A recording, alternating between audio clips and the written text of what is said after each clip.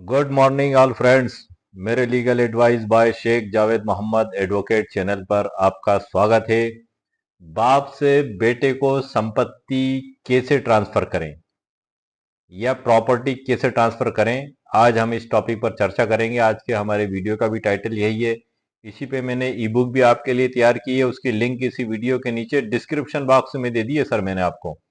कई लोग viewers comments करके मुझसे पूछते हैं कि सर ये ई बुक कहाँ मिलेगी, तो ये हर वीडियो के नीचे उसकी ई बुक उसी के नीचे जो डिस्क्रिप्शन बॉक्स होता है वीडियो में, वहां आपको उपलब्ध होगी। तो भारत में यदि एक बाप अपने बेटे को संपत्ति अंतरण करना चाहे तो उसके कुल 3 तरीके बताए गए हैं। उसमें कानूनी तरीकों में हम जो चर्चा करेंगे आज के वीडियो में, नंबर 1 है पहला तरीका उपहार विलेख के माध्यम से, जिसको गिफ्ट डीड भी कहा जाता है। दूसरा तरीका हुआ वसीयत के द्वारा, जिसको विल कहा जाता है। और तीसरा तरीका हुआ उत्तराधिकार द्वारा ट्रांसफर। इन तीनों टॉपिकों पर आज के वीडियो में हम विस्तार से चर्चा करेंगे।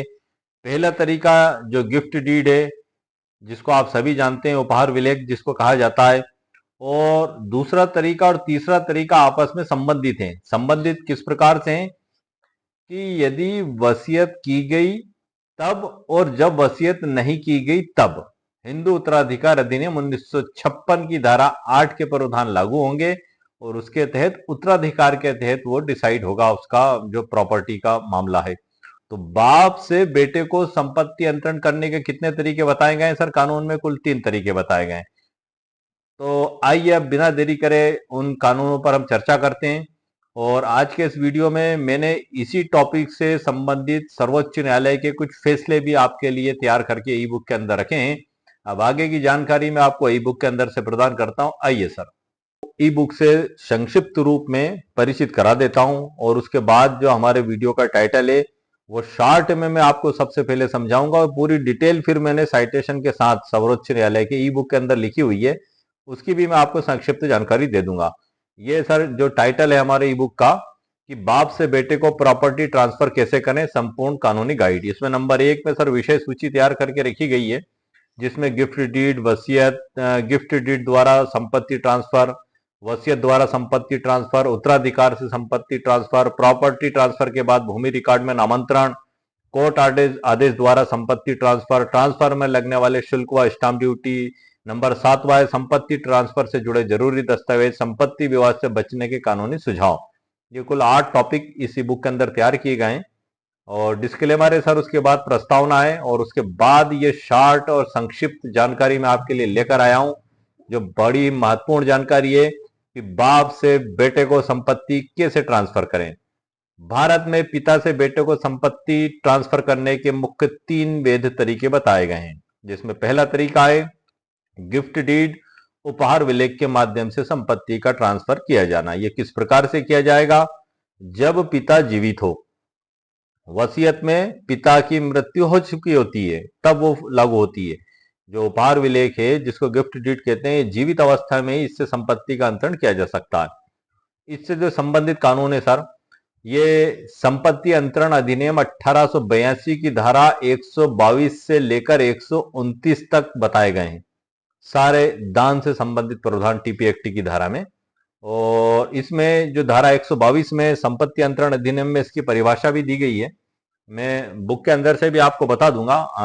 उसके अलावा मैंने जो आपके लिए इसमें तैयार करके रखी है सरल और आसान शब्दों में, उसकी भी मैं आपको जानकारी दूंगा। अभी मैं आपको बुक के अंदर से सर इसको शॉर्ट में पढ़ के बता देता हूं, ताकि आप जो मुख्य डेफिनेशन है जिसको कहते हैं संपत्ति अंतरण की, आप उससे परिचित हो सकें।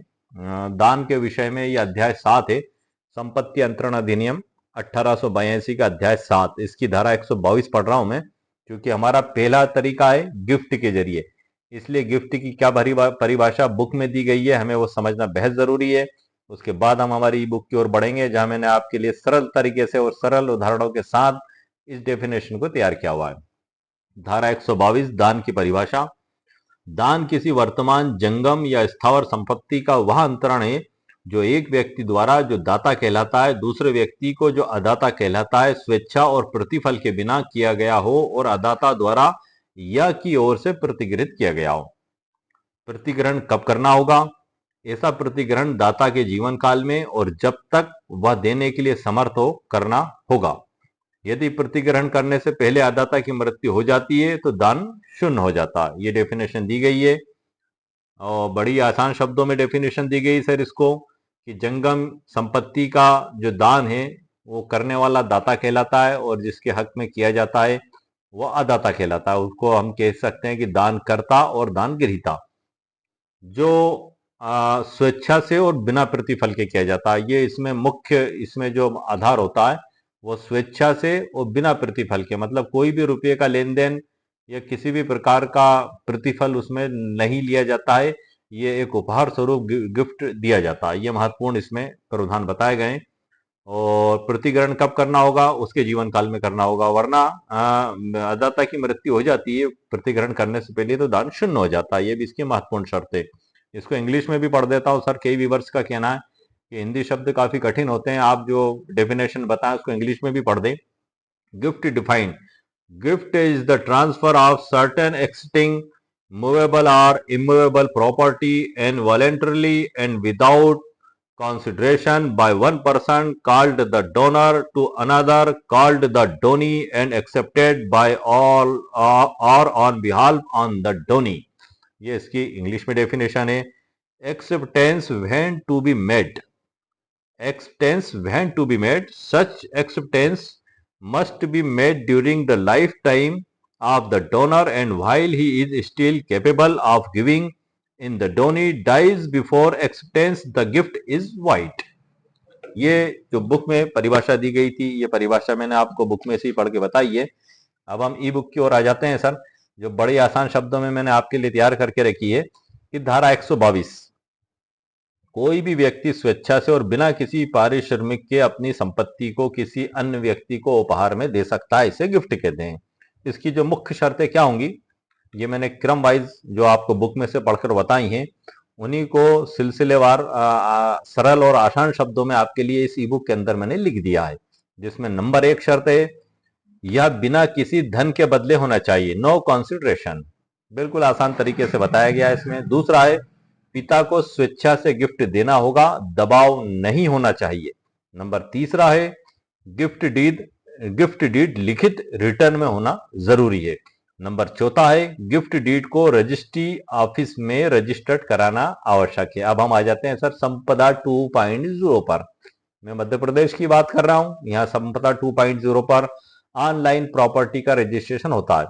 रजिस्ट्रेशन एक्ट 1908 की धारा 17 के तहत टेस्टेमेंट्री और नॉन टेस्टेमेंट्री डॉक्यूमेंट्स के बारे में बताया गया। ऐसे दस्तावेज जो वसीयत नहीं है, जैसे कि दान पत्र, जिसको आप हिबानामा उर्दू में कहते हैं, हिंदी में दान पत्र कहते हैं, अंग्रेजी में गिफ्ट डीड कहते हैं, इसका भी रजिस्ट्रेशन करवाना आपको आवश्यक है। कुछ कंडीशंस में हिबानामा को मुस्लिम लॉ के तहत छूट प्रदान की गई है, जैसे कि मौखिक हिबानामा, और इस पे मैं स्पेशल वीडियो बना चुका हूँ, ई बुक्स भी लिख चुका हूँ। उसमें सारे जरूरी कानून मेरे द्वारा बता दिए गए हैं कि जो है कि बिना रजिस्ट्री से आप हिबा के जरिए संपत्ति का कैसे अंतरण करेंगे। वो ई बुक और वीडियो मेरे चैनल पर अपलोडेड है, आप वहां देख सकते हैं। हम आगे बढ़ते हैं कि गिफ्ट डीड की रजिस्ट्रार ऑफिस में रजिस्टर्ड कराना जरूरी है। अब आप रजिस्ट्रार ऑफिस में जाएंगे तो संपदा जो ऑनलाइन रजिस्ट्रेशन में नई प्रोसेस कर दी गई है उसके बारे में भी शॉर्ट में मैं आपको बीच में जानकारी दे देता हूं। नंबर 1 चीज है कि आपको सबसे पहले संपदा 2.0 पर आपका पंजीयन करवाना होगा। पंजीयन करवाने में आपको क्या क्या चीजें लगेंगी? नंबर 1 है आपका आधार कार्ड।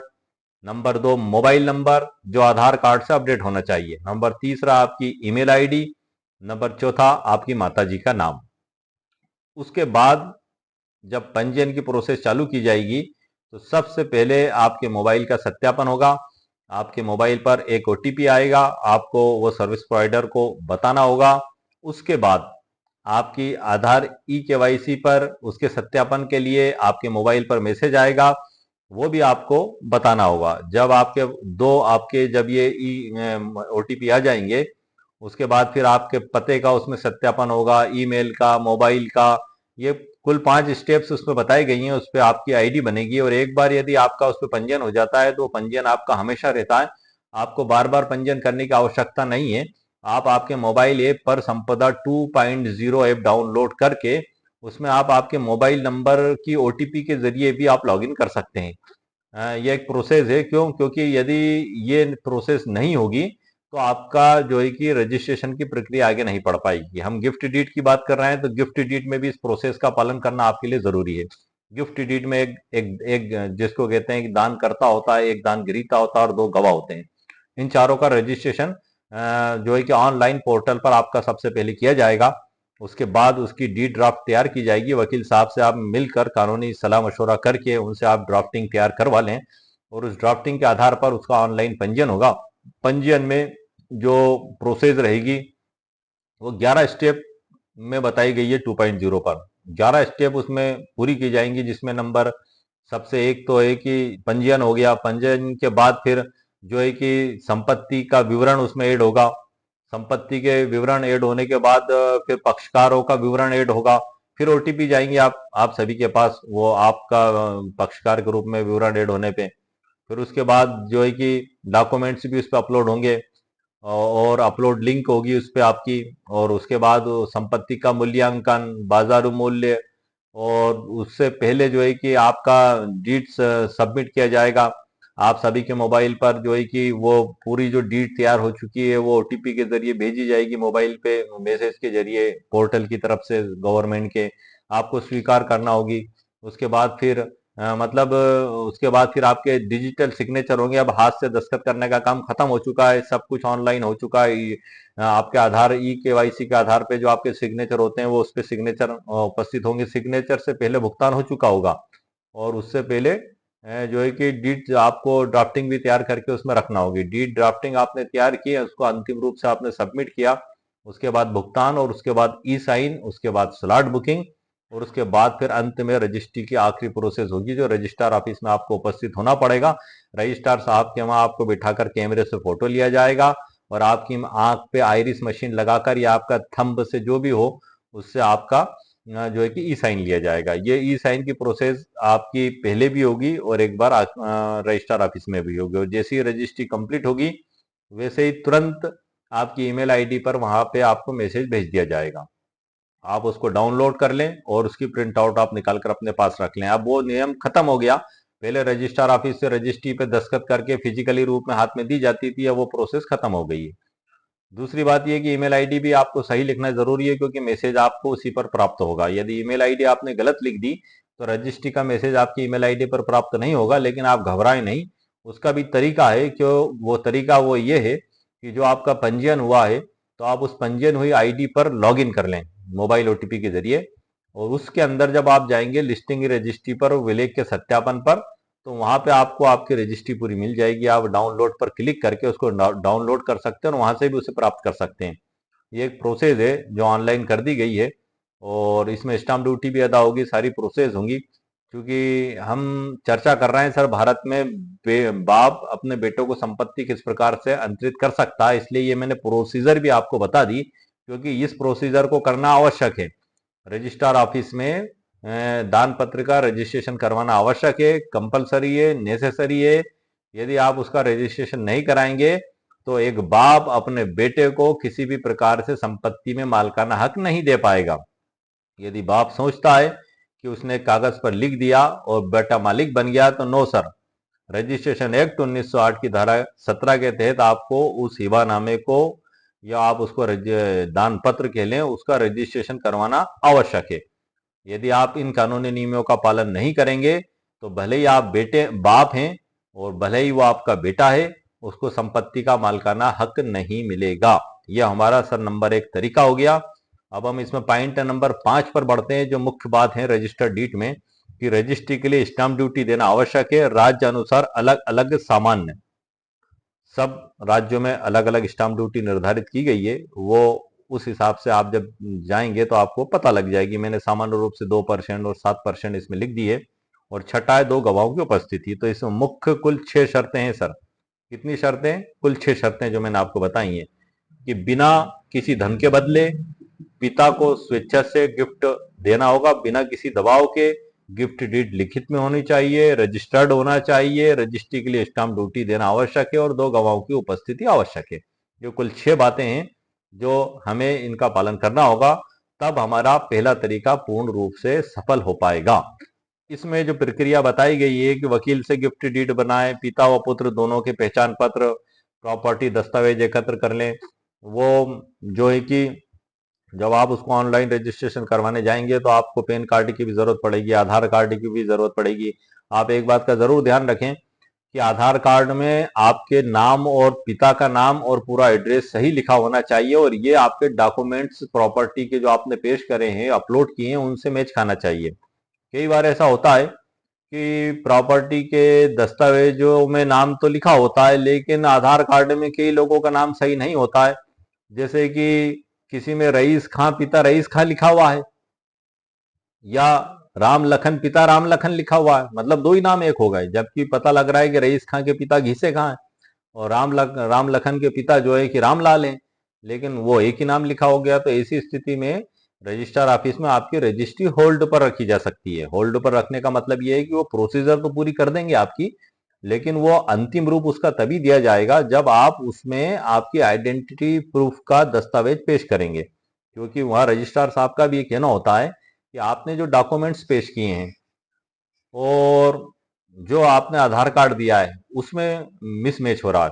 अब सवाल सर यहाँ सबसे पहला ये उठता है कि जब ऑनलाइन पोर्टल ने उसको एक्सेप्ट कर लिया तो भला रजिस्ट्रार साहब को क्या अधिकार बनता है कि वो इस आधार पर रजिस्टर विक्रय विलेख के निष्पादन को रोक दें, या जो भी डीड है, गिफ्ट डीड है, उसको रोक दें? क्या आधार बनता है, क्वेश्चन होता है हमारे मन में। क्योंकि ये दो प्रोसेस में होता है। जब आप संपदा 2.0 पर स्लॉट बुकिंग से पहले जो आप कार्रवाई करते हैं तो वहां पे भी आपके ई साइन होते हैं। ई साइन पे आइरिस मशीन आपकी आंखों पे लगाई जाती है, थंब लिया जाता है, उससे वो सिस्टम आपको पहचान के आपकी पहचान कर देता है, दस्तखत कर देता है। जब सिस्टम ने जो गवर्नमेंट के द्वारा बनाया गया है उसने दस्तखत कर दिए और रजिस्ट्रार ऑफिस में रजिस्ट्रार साहब के समक्ष जो उनका फोटो खींचा गया और आइरिस से उनके ई साइन लिए गए, उसकी जांच की गई, उस वहां भी उसकी जब पुष्टि हो गई, तो अब भला जो है कि प्रश्न ही क्या बचा जो उसको होल्ड पर रखा जाए? एक सवाल उठता है। तो उसका सबसे महत्वपूर्ण जवाब ये है कि भले ही सिस्टम ने पहचान लिया हो, ये बात सही है, रजिस्ट्रार साहब आपसे यही कहेंगे कि भले ही सिस्टम ने पहचान लिया वकील साहब, और ये वही व्यक्ति है, आपकी बात बिल्कुल सही है, लेकिन आपने मेरे समक्ष जो दस्तावेज पेश किए हैं उनकी जांच करने की जिम्मेदारी मेरी बनती है। सिस्टम ने तो पहचान कर ली है कि ये वही व्यक्ति है, बिल्कुल सच बात है, लेकिन आप जिस चीज को सिस्टम ने पहचाना है और जो आपने दस्तावेज पेश किए हैं उसमें फिजिकली भौतिक रूप से भिन्नता पाई गई है। तो आपने जिस चीज को सिस्टम ने पहचाना है और जो फिजिकली आपने डॉक्यूमेंट्स प्रॉपर्टी के दिए हैं, उसी अनुसार आपका नाम आधार कार्ड में और आपके आईडी प्रूफ में होना चाहिए।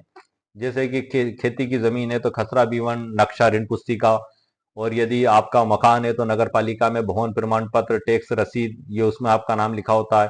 और ये चूंकि एक क्रेता के लिए ही फायदेमंद चीज है सर, फायदेमंद के लिए क्यों चीज है सर, मैं आपको वो भी बता देता हूँ कि उदाहरण के तौर पे रईस खां पिता रईस खां, इब्राहिम का पिता इब्राहिम खां, या रामलाल पिता रामलाल, इन्होंने प्रॉपर्टी बेच दी, रजिस्टर साहब ने उसको रजिस्टर्ड भी कर दिया, आधार कार्ड भी आपका वो उसमें लगा हुआ है, और उसी के आधार पे आपकी जो है कि पहचान की पुष्टि हुई है। चूंकि आधार कार्ड के बेस पे ही आपका पंजीयन हुआ है तो सब कुछ रिकॉर्ड आपका वही है। अब यदि भविष्य में कभी कोई उस प्रॉपर्टी को चुनौती देता है, चुनौती देने से मतलब वो ये कहता है कि ये प्रॉपर्टी मेरे मालिकाना हक की है और ये रईस खां पिता रईस खां एक फर्जी व्यक्ति था और उसके द्वारा इसको बेची गई है, या रामलाल पिता रामलाल एक फर्जी व्यक्ति था उसके द्वारा इसको बेचा गया है, तो मामला ये उठेगा सर कि सिस्टम ने वास्तव में पहचान लिया, ई साइन भी करा दिए, लेकिन डॉक्यूमेंट्स में मिसमैच की वजह से ये मामला आपको अदालत में फिर नुकसान का प्रतीक बन सकता है। यदि अदालत में इसके आधार पर किसी व्यक्ति ने रजिस्टर्ड डीड को, आपकी गिफ्ट डीड कह लें आप उसे, हम गिफ्ट डीड पे चर्चा कर रहे हैं पहले तरीके पे, यदि उसको ही शून्य करने का दावा लगा दिया, ये टेक्निकल पॉइंट में आपको बता रहा हूँ, छोटे और बारीक पॉइंट, इन आधारों के अलावा भी बहुत से पॉइंट है जिन पे गिफ्ट डीड को निरस्त करने का दावा लगाया जा सकता है। धारा 126 भी है संपत्ति अंतरण अधिनियम की, उसमें भी बताया गया है। जो भी शर्त है सशर्त है उस पर हम चर्चा बाद में करेंगे। तो इस प्रकार से वो ऐसी स्थिति में फिर यदि वो दस्तावेज की चुनौती दी जाती है तो तब आपकी जिम्मेदारी बनती है कि आप ये साबित करें कि रईस खां पिता रईस खां वही व्यक्ति था या रामलाल पिता रामलाल वही व्यक्ति था। ये बात फिर मैं तीसरी बार कह रहा हूं कि सिस्टम ने जब पहचान लिया, आइरिस मशीन ने जब सिग्नेचर स्वीकार कर लिए, लेकिन फिर भी दस्तावेज मिसमैच आपके लिए घातक हो सकता है, आपके लिए बड़ा भारी नुकसान हो सकता है। इसलिए आप आपके डॉक्यूमेंट्स को पहले अपडेट करा लें। आपके जो नाम है वो सभी नाम एक जैसे हो जाएं, आधार कार्ड से लेके प्रॉपर्टी के डॉक्यूमेंट्स में भी, ताकि आपकी रजिस्ट्री को होल्ड पर ना रखा जा सके। वरना फिर आपको बाद में परेशान होना पड़ेगा। वो पैन कार्ड आपको नए बनवाना पड़ेंगे और फिर बाद में आप उसको अपलोड कर देंगे और आपको तुरंत वो रजिस्ट्री प्राप्ति भी हो जाएगी। ऐसा नहीं है कि आपका काम रुक जाएगा, क्योंकि सिस्टम ने पहचान लिया है, लेकिन वो इस मुद्दे पे रोकी जा सकती है। अब हम आगे बढ़ते हैं। सर, मैंने महत्वपूर्ण कानूनी जानकारी आपको वीडियो के बीच में ही दे दी है, क्योंकि हमारा पहला तरीका गिफ्ट डीड है। इसलिए गिफ्ट डीड के रजिस्ट्रेशन से लेके उसके अंतिम समापन तक किस प्रकार से किया जाएगा मैंने आपको जानकारी दी है। क्योंकि रजिस्ट्रार ऑफिस में डॉक्यूमेंट्स को सिर्फ रजिस्टर्ड किया जाता है, उनको टाइटल की जांच करने का अधिकार नहीं दिया गया। टाइटल के ऊपर यदि कोई मुद्दा बनता है सर, तो उसके लिए सिविल न्यायालय ही है, और भारत में सिविल न्यायालय को ही अधिकार दिया गया है कि वो किसी की संपत्ति के मालिकाना हक की जांच करें, और यदि वो वैलिड रूप से पाया जाता है तो उसको मालिक घोषित करें, और वैलिड रूप से नहीं पाया जाता है तो उसे मालिक घोषित नहीं करें, और जो पाया जाता है उसे घोषित करें। ये स्पेसिफिक रिलीफ एक्ट 1963 की धारा 34 के तहत मुकदमे अदालत में पेश किए जाते हैं जज साहब के समक्ष कि यदि कोई व्यक्ति किसी प्रॉपर्टी का मालिक है तो वो उसके आधार पर दावा कोर्ट में जज साहब के समक्ष पेश कर सकता है कि ये मेरे पास वैलिड ग्राउंड है, आप मुझे मालिक घोषित करें। जैसे कि गिफ्ट डीड अगर चुनौती दे दी गई तो हम इसी को लेके चलते हैं, गिफ्ट डीड। अब वो गिफ्ट डीड में ही सर आपने कुछ कमी रख ली तो वो फिर आपको वहां साबित करने का बर्डन आप ही पर हो जाएगा। यदि कुछ चीजें निकल कर सामने आती हैं, जैसे कि गवाह आप ही के समर्थन में बोले, प्रॉपर्टी के डॉक्यूमेंट्स, आपका नाम, पता, संपत्ति की पहचान, ये सब स्पष्ट लिखी जाना जरूरी है सर। पता लग रहा है कि गिफ्ट डीड में संपत्ति की पहचान के उल्लेख सही नहीं है। अब आप वो गिफ्ट डीड को लेकर घूमते रहें, आपको प्रॉपर्टी उस शहर में मिल ही नहीं रही है, तो गिफ्ट डीड ही अपने आप में शून्य हो गई सर। तो इस प्रकार से संपत्ति का विवरण भी उसमें स्पष्ट रूप से लिखा जाएगा, नाम, पते, सब कुछ क्लियर, दाता द्वारा घोषणा, उसके द्वारा स्वीकार किया जाना, और सशर्त एक उपहार भी होता है सर। उसी के ऊपर एक सर्वोच्च न्यायालय की साइटेशन भी है कि ये बात सही है कि घोषणा, स्वीकृति और कब्जे का अंतरण ये जरूरी है। धारा 122 में भी बताया गया है और 123 में बताया गया है दोनों तरीकों से कि वो शर्त उपहार का है, उसमें कब्जे का प्रावधान नहीं किया गया था। तो उस कंडीशन में सर्वोच्च न्यायालय के द्वारा यह उसमें बताया गया है कि यदि कब्जे का परिधान नहीं भी किया जाए, सिर्फ रजिस्टर्ड विक्रय रजिस्टर्ड डीड गिफ्ट डीड तैयार कर ली जाए तो भी उसे विधि अनुसार सही माना जाएगा। अब वो उसमें जो दान करता है उनके द्वारा उस प्रॉपर्टी का कब्जा उनके पास रखा गया था, इस शर्त पे वो लिखी गई थी, और जो है कि उसका पूरा किराया, उसका जो लाभ वो प्राप्त करना चाहते थे, तो सर्वोच्च न्यायालय के द्वारा उसको भी वैलिड माना गया कब्जे के ट्रांसफर के बजाय भी, कि अगर ट्रांसफर नहीं भी किया गया है तो इस प्रकार से वो वैलिड माना जाएगा। मैं उसको अभी आपको आगे बताऊंगा, पहले हम मुख्य टॉपिक पर चर्चा कर लेते हैं।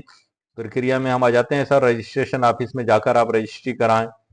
प्रक्रिया में नंबर 1 वकील साहब से आप बनाएं सर। कानूनी रूप से ड्राफ्ट में कोई कमी नहीं रहना चाहिए। आप ऐसा नहीं हो कि आप छपा या प्रोफार्मा भर दें और उसमें महत्वपूर्ण बातें छूट जाएं तो बाद में कमी नहीं पूरी होगी सर। वो हो गई तो हो गई वो गिफ्ट डीड आपकी। इसलिए आप पहले जो कानून के विशेषज्ञ हैं, वकील साहब हैं जो इसमें बारीकी से जानकारी रखते हैं, आप उनसे ड्राफ्टिंग तैयार करवा लें। क्योंकि अक्सर ऐसा होता है कि एक प्रारूप रखा जाता है गिफ्ट डीड का, उसमें नाम पते भर दिए जाते हैं और रजिस्ट्रार ऑफिस में रजिस्टर्ड करवा लिया जाता है। अब उसकी शर्तें आपकी हालात से मैच ही नहीं खा रही हैं, आपकी परिस्थितियों से उसका मिलान ही नहीं हो रहा। वो कुछ कह रहा है डॉक्यूमेंट्स, आपके हालात और परिस्थिति कुछ और कह रहे हैं।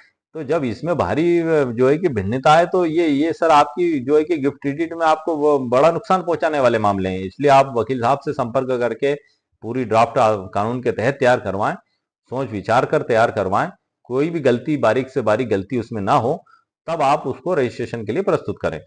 दूसरा है सर, पिता व पुत्र दोनों के पहचान कार्ड रजिस्ट्रेशन ऑफिस में रजिस्ट्री करवाएं। रजिस्ट्री होने के बाद भूमि रिकॉर्ड में नामांतरण जरूर करवा लें सर आप। हालांकि आजकल ऑनलाइन आमंत्रण हो जाते हैं, 100 रुपए के रजिस्ट्रेशन शुल्क जमा करवाया जाता है, लेकिन कुछ परिस्थितियों में नहीं भी होते हैं, तो आप फिजिकली आवेदन दे के उस रजिस्ट्री की कॉपी लगा के तहसीलदार महोदय या नगर पालिका में आप पेश कर दें, तो वहां की प्रोसेस के हिसाब से आपका नामांतरण हो जाएगा। अब हम आते हैं सर दूसरे तरीके पर। ये हो गया सर हमारा पहला तरीका गिफ्ट डीड। अब हम आते हैं दूसरे तरीके पर, बाप बेटे को प्रॉपर्टी कैसे अंतरित कर सकता है। ये जो सर हमारा वीडियो का टाइटल है आज का, कि बाप से बेटे को प्रॉपर्टी ट्रांसफर कैसे करें। अब इसके नंबर 2 पे आते हैं, दूसरा तरीका वसीयत के जरिए ट्रांसफर। पहले तरीके में मालकाना हक का ट्रांसफर तुरंत हो जाता है। ये दूसरा तरीका वसीयत, जिसमें प्रॉपर्टी में मालकाना हक का ट्रांसफर वसीयतकर्ता की मृत्यु के बाद होता है। वसीयतकर्ता की मृत्यु के बाद ही ये अस्तित्व में आती है, और उसी के आधार पर जो अन्य उत्तराधिकारी हैं वो उस पर नामांतरण कराने के और मालकाना हक को प्राप्त करने के अधिकारी होते हैं।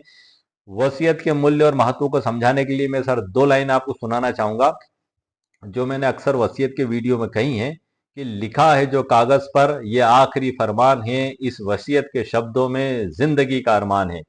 लिखा है जो कागज पर ये आखिरी फरमान है, इस वसीयत के शब्दों में जिंदगी का अरमान है। जी हाँ सर, ये वसीयत को समझाने के लिए मेरे द्वारा आपके लिए विशेष तौर से तैयार की गई 2 लाइनें हैं, 2 शायरी हैं जिसे आप कह सकते हैं, और मैंने अक्सर मेरे वसीयत के वीडियो में इनको कहा है। इससे साफ पता लगता है कि जो लिखा है जो कागज पर वो आखिरी फरमान है, मतलब वसीयत अंतिम इच्छा पत्र है, और इसके बाद कोई अरमान और फरमान नहीं लिखा जाएगा। क्यों? क्योंकि वो फरमान लिखने वाला मर चुका होगा, और उसके बाद फिर वो अस्तित्व में आएगी। यदि आपने उसमें कोई कमी रख ली, कानूनी त्रुटि रख ली, तब आप उसके आधार पर मालकाना हक प्राप्त करने में आपको पसीने आ जाएंगे। यदि अदालत में आपने प्रोबेट के लिए भी वाद दाखिल किया और उस पर किसी ने आपत्ति पेश कर ली, तब भी आपको उसको साबित करना होगा। इस पे मैंने काफी वीडियो बनाए सर, मेरे चैनल पर अपलोडेड है, आप उन वीडियो को देख सकते हैं। उनकी ई बुक भी मैंने तैयार की है। कई व्यक्तियों का मेरे से कहा जाना है, अधिकतर लोगों का, कि सर आप जो वीडियो बनाते हैं उसकी ई बुक हमें जरूर उपलब्ध कराएं, पीडीएफ। तो ये मेरे द्वारा ये सुविधा आप सभी लोगों के लिए चालू कर दी गई है, और मैं उस वीडियो के नीचे उसकी ई बुक मेरे द्वारा अपलोड कर दी गई है। जब आप वीडियो के नीचे जो डिस्क्रिप्शन बॉक्स होता है उस पर क्लिक करेंगे, मोर लिखा हुआ दिखाई देता है, तब आप सीधे आपको वो पूरा चैप्टर डिस्क्रिप्शन बॉक्स का ओपन हो जाता है। वहाँ ई बुक डाउनलोड ऊपर ही लिखाई देता है, वहां से आप उसको प्राप्त कर सकते हैं। अब दूसरे तरीके पर हम चलते हैं, जब पिता की मृत्यु हो चुकी हो और उन्होंने वसीयत बनाई हो। संबंधित कानून है सर, इसकी डिटेल मैंने नीचे लिखी हुई है ई बुक में, वो आप देख लें। बाकी मैं मुख्य तरीके से आपको बता रहा हूँ, क्योंकि वीडियो सर फिर काफी लॉन्ग हो जाते हैं। धारा 63, धारा 276, इसमें धारा 59 और धारा 63 बड़ी महत्वपूर्ण है सर। भारतीय उत्तराधिकार अधिनियम 1925 की धारा 59 के तहत वसीयतकर्ता का बालिग होना जरूरी है और स्वस्थ चित्त मस्तिष्क का होना जरूरी है। धारा 63 के अनुसार 2 गवाहों के समक्ष उस वसीयत को किया जाएगा, और वसीयत को जो है कि रजिस्ट्रेशन से भी छूट दी गई है। रजिस्ट्रेशन एक्ट 1908 की धारा 17 से आपकी इच्छा हो तो आप कराएं, अगर आपकी इच्छा नहीं है तो आप ना कराएं। आप उसको हाथ से भी लिख सकते हैं, होलोग्राफिक, या आप उसको कागज पर लिखकर नोटरी वकील साहब से नोटरी भी आप करवा सकते हैं, या रजिस्ट्रेशन एक्ट 1908 की धारा 17 के तहत उसको आप रजिस्टर ऑफिस में भी रजिस्टर्ड भी करवा सकते हैं। आप चाहे कोई सी भी वसीयत करवाएं, लेकिन कानूनी प्रावधानों के तहत करवाएं। वो कानूनी प्रावधान क्या होंगे, इस पे डिटेल में कई वीडियो मैंने मेरे चैनल पर बनाए हैं, वो अपलोडेड हैं, आप उनको देख भी सकते हैं। बाकी इसमें जो मुख्य बातें हैं, कि ये वसीयत की जो मुख्य बातें हैं उसमें नंबर 1 है कि वसीयत पिता की मृत्यु के बाद प्रभावी होती है। नंबर 2, वसीयत में स्पष्ट लिखा होना चाहिए कि संपत्ति किसे दी जा रही है। नंबर 3, वसीयत का प्रोबेट कुछ क्षेत्रों में जरूरी होता है, जैसे मुंबई, कोलकाता, चेन्नई, यहाँ पर प्रोबेट लेना आवश्यक है। नंबर 4, वसीयत वैध होने पर बेटे को म्यूटेशन नामांतरण कराया जा सकता है। ये इसकी मुख्य जो बातें हैं, और इसका भी सर रजिस्ट्रार ऑफिस में रजिस्ट्रेशन होता है। रजिस्ट्रेशन एक्ट 1960 की धारा 17, इसमें भी सारी वही प्रोसेस हैं जो मैंने आपको अभी गिफ्ट डीड के बारे में बताई हैं। जो गिफ्ट डीड में होगी वही वसीयत में होगी, और वही रजिस्टर्ड विक्रय विलेख में होगी, वही हक त्याग पत्र में होगी, वही बंधक में होगी, प्रॉपर्टी की मॉर्गेज में। ये सारी प्रोसेस ऑनलाइन की है, जो मैंने आपको एक उसमें गिफ्ट डीड में उदाहरण के तौर पे पहले ही आपको बता दी है। वसीयत में एक परिवर्तन ये होता है कि जैसे गिफ्ट डीड में दान करता और दान ग्रहीता दोनों मौजूद रहते हैं, और गवाह दो मौजूद रहते हैं। लेकिन वसीयत में वसीयत करता ही मौजूद रहता है, वसीयत ग्रहीता मौजूद नहीं रहता है। सिर्फ वसीयत करता और दो गवाह, यही उसकी अंतिम इच्छा को पूरी कर देते हैं, यदि इसको कानूनी रूप से आपने सही तरीके से लिखा दिया है। यदि आपने इसमें कानूनी कमी रखी है तो वो वसीयत से आपको किसी भी प्रकार का फायदा नहीं होगा। और इसमें जो वसीयत गृहीता है, यदि उसने उसमें दस्तखत कर दिए तो उसका हक भी समाप्त हो जाता है सर उसमें, और बाकी जिन्होंने नहीं किए और जिनके हक में की गई है उनका हक बना रहता है। इस पे भी मैंने डिटेल वीडियो बनाया, मेरे चैनल पर अपलोडेड है, आप उसको देख सकते हैं। वसीयत की सर्टिफाइड कॉपी प्राप्त करें। दूसरा, प्रोबेट यदि आवश्यक हो तो वो प्राप्त करें। तहसील या नगर निगम में म्यूटेशन के लिए आवेदन दें और नामांतरण के बाद संपत्ति बेटे के नाम दर्ज हो जाएगी। ये हमारे दो तरीके हो गए सर। इसका एक उदाहरण भी मैं आपको बता देता हूँ। श्यामलाल जी का निधन हुआ, उन्होंने वसीयत में अपना मकान अपने बेटे किशोर के नाम कर दिया। वसीयत के आधार पर बेटे ने प्रोबेट कराया और म्यूटेशन के जरिए नाम अपने करवा लिया। अब वह कानूनी मालिक बन चुका है। ये सर दो तरीके हो गए। इसमें एक ऐतिहासिक फैसला धनीराम विरुद्ध शिव सिंह 2023 का है, उसके ऊपर भी मैंने वीडियो बनाया मेरे चैनल पर। उसमें यही बताया गया है कि महज रजिस्ट्रीकृत वसीयत कराने से ही वसीयत वैध नहीं हो जाती, रजिस्ट्रेशन से ही वसीयत वैध नहीं हो जाती। आपको कानूनी प्रक्रियाओं का पालन भी करना होगा, और यदि उसको चुनौती दे दी गई अदालत में तो आपको साबित भी करना होगा सर गवाहों से।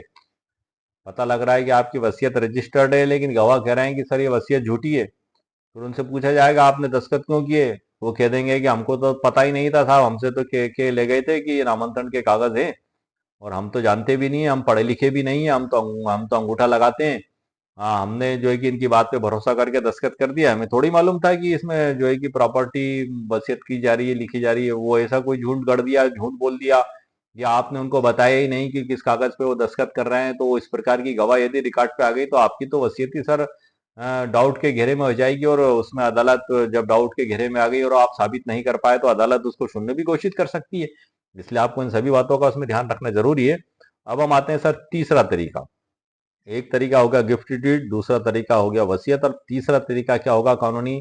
बाप बेटे को प्रॉपर्टी अंतरित करने का तीसरा तरीका है उत्तराधिकार, इनहेरिटेंस द्वारा ट्रांसफर।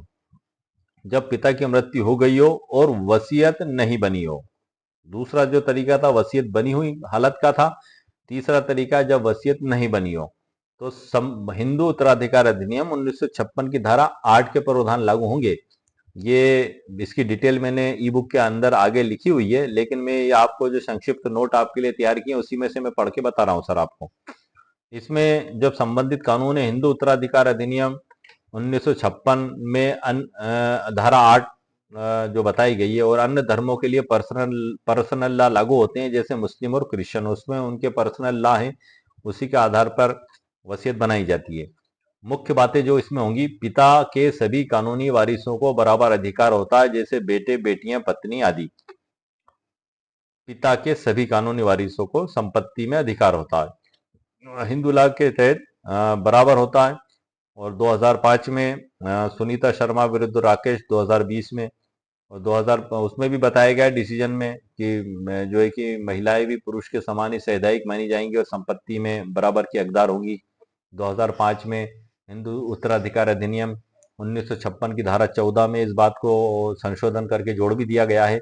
और मुस्लिम लॉ में कुछ इसके अलग प्रावधान बताए गए हैं कि जो समान भाग में तो नहीं होंगे, लेकिन बेटा बेटी से दूना हिस्सा प्राप्त करेगा, दुगना हिस्सा।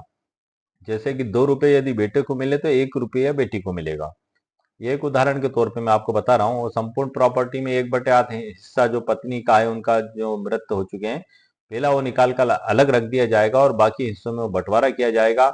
और उत्तराधिकार तभी ओपन होता है जब मूल मालिक की मृत्यु हो जाती है। वो मुस्लिम विधि में पैतृक संपत्ति का कोई कॉन्सेप्ट नहीं है, कोई ऐसा प्रावधान नहीं है कि पैतृक संपत्ति, जैसा कि हिंदू उत्तराधिकार अधिनियम में बताया गया है, मिताक्षरा स्कूल, दयाभाग स्कूल की 4 पीढ़ी से अविभाजित चली आ रही हो।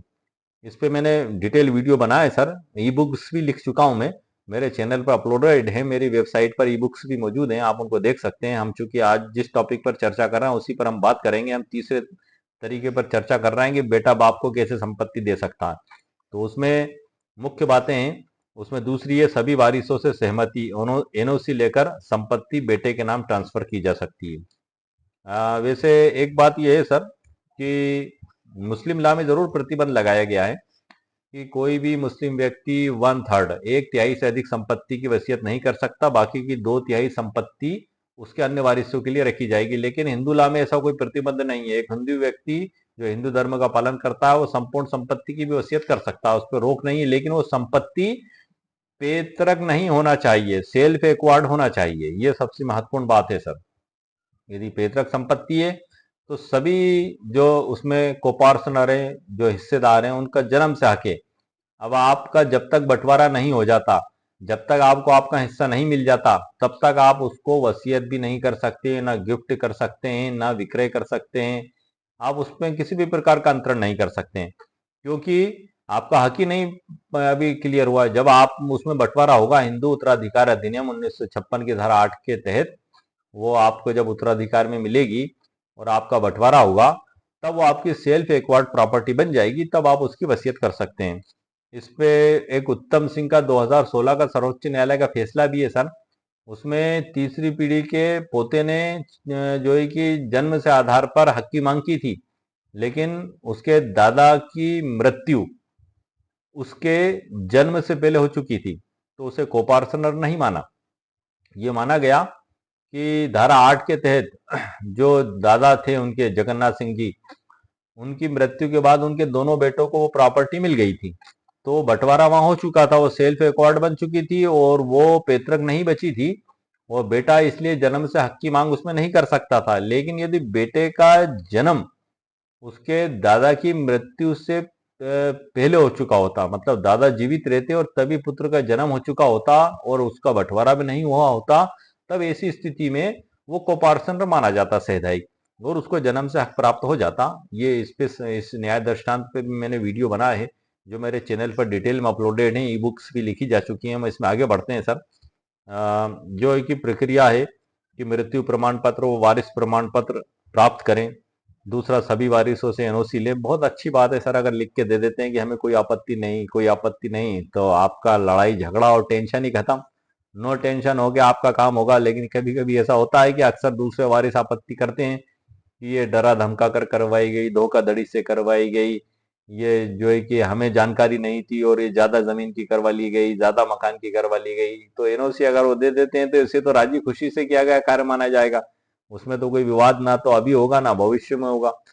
इसमें तीसरा है, म्यूटेशन के लिए आवेदन करें आप। जैसी आपको प्रॉपर्टी मिलती है, तहसीलदार और नगर निगम को आपको आवेदन देना होगा। एक उदाहरण भी है सर, गोविंद जी की मृत्यु हो गई और उन्होंने कोई वसीयत नहीं बनाई। उनके 2 बेटे और 1 बेटी हैं, सभी ने एनओसी दी, जिससे बड़ा बेटा रामदीन के नाम पर संपत्ति ट्रांसफर हो गई। कानूनी सलाह, हर प्रक्रिया में म्यूटेशन जरूरी है ताकि भूमि रिकॉर्ड अपडेट हो। गिफ्ट डीड में स्टाम्प ड्यूटी लगती है, जबकि इनहेरिटेंस और विल में अक्सर नहीं लगती है। यदि विवाद हो तो वकील की सलाह आप अवश्य लें। इसमें निष्कर्ष भी है सर कि नंबर 1 स्थिति है जो है कि पिता जीवित है, तब ट्रांसफर का क्या तरीका होगा, तब गिफ्ट डीड तरीका होगा यदि पिता जीवित है तो। और ट्रांसफर ऑफ प्रॉपर्टी एक्ट 1882 में इसके प्रावधान भी दिए गए हैं, जो मैंने आपको बताया, धारा 122 से 129। धारा 129 भी बड़ी महत्वपूर्ण है सर, संपत्ति अंतरण अधिनियम 1882 की। इसमें प्रावधान बताए गए हैं कि इनके प्रावधान मुस्लिम लॉ की जो पर्सनल विधि है उस पर कोई प्रभाव नहीं डालेंगे, उन पर लागू नहीं होंगे। जैसे कि मुस्लिम विधि के तहत हिबा, हम चूंकि गिफ्ट डीड की चर्चा कर रहे हैं सर, ये गिफ्ट भी हिबा ही होता है, जिसको उर्दू में हिबा बोला जाता है, हिंदी में दान पत्र कहा जाता है और अंग्रेजी में गिफ्ट डीड कहा जाता है। ये मुस्लिम विधि के तहत मौखिक भी मान्य है कि एक मुस्लिम व्यक्ति यदि घोषणा करे और जिसके हक में घोषणा की जाती है उसको स्वीकार कर ले और उसका कब्जा अंतरण कर दिया जाए, तो वो बिना रजिस्ट्रेशन के भी उसको मालकाना हक प्राप्त हो जाता है। लेकिन ये अब आप मौखिक रूप से जो जिसके हक में वसीयत की, सॉरी गिफ्ट की गई है, हिबा किया गया है, वो नगर पालिका में जाकर कहता है बाबूजी से कि सर मेरे को मौखिक रूप से हिबा कर दिया गया है, इस प्रॉपर्टी पे मेरा नाम कर दो।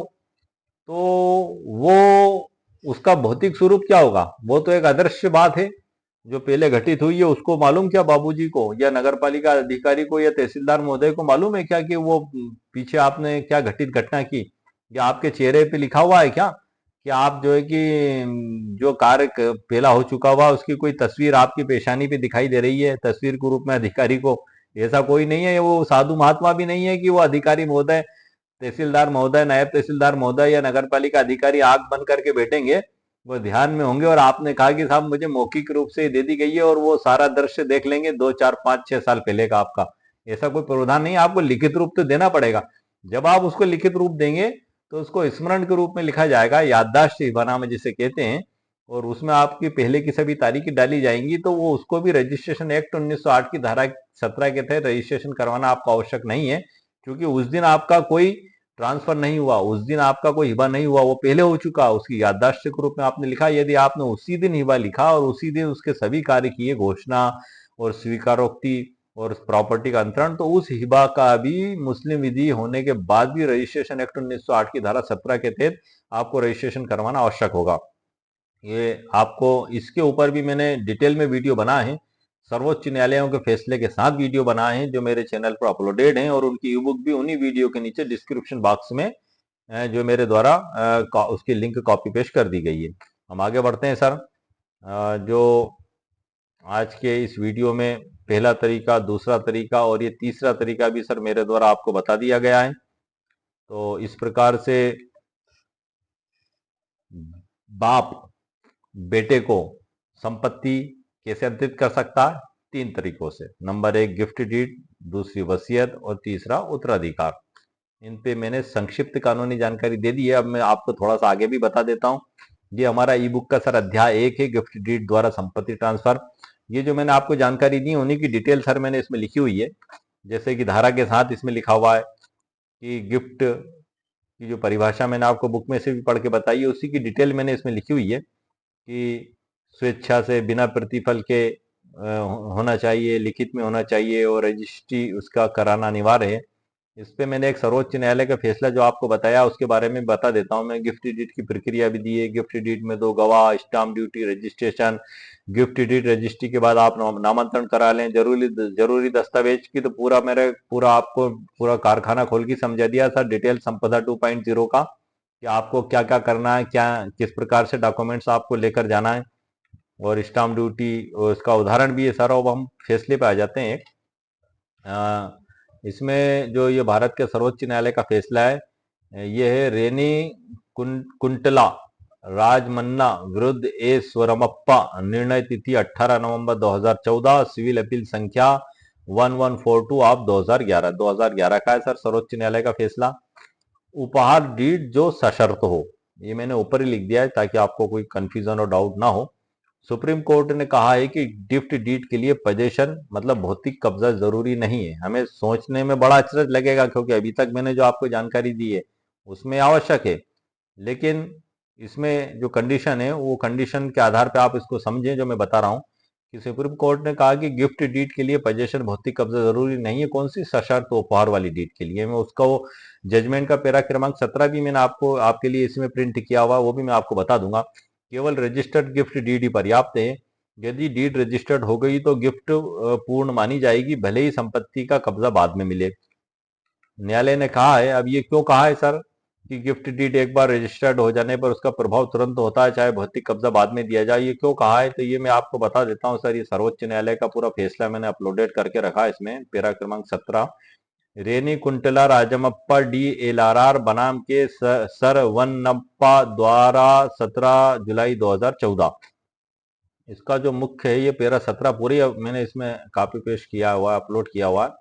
मैं इसका पैरा 17 बता देता हूँ सर आपको। पैरा 7 जो मुख्य पैरा है इसमें कि पंजीकृत उपहार विलेख का निष्पादन, उपहार की स्वीकृति और संपत्ति का वितरण, ये तीनों मिलकर उपहार को पूर्ण बनाते हैं। इसके बाद दानकर्ता का स्वामित्व समाप्त हो जाता है और दान प्राप्तकर्ता संपत्ति का पूर्ण स्वामी बन जाता है। प्रश्न यह है कि क्या विचाराधीन उपहार टीपी एक्ट की धारा 123 के अंतर्गत पूर्ण हो गया था? उपहार विलेख के उल्लेखों से स्पष्ट है कि मोतीलाल गोपीलाल ने प्रतिवादी को संपत्ति उपहार में दी थी। दूसरे शब्दों में यह एक सशर्त उपहार था।